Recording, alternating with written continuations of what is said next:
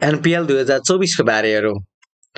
यो एनपीएल हो, यो क्यानले सञ्चालन गरेको, सिएन क्यानले सञ्चालन गरेको यो खेल हो। अब यसमा बुझ्दाखेरि सुरुमा हामीले के बुझ्नु पर्यो भने कहिले भएको थियो? विक्रम संवत 2081 को मङ्सिर 15 देखि पुसको 6 गतेसम्म। कहिले? 2081 को मङ्सिरको 15 देखि पुसको 16 गते। एटीमा भन्दाखेरि 2024 को नोभेम्बर 30 देखि डिसेम्बरको 31 सम्म। ठीक छ।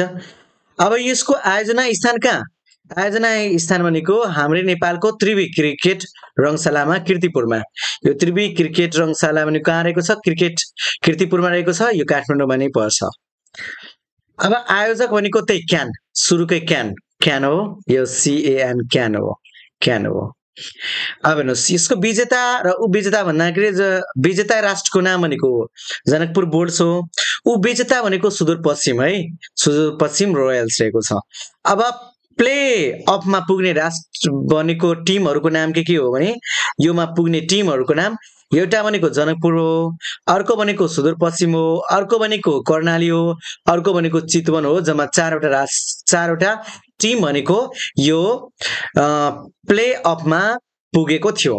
तर यसमा के बुझ्नु पर्यो भने जम्मा 8वटा टिम सहभागी भएको थियो, 8वटा टिम सहभागी भएको थियो भनेर बुझ्नुपर्छ।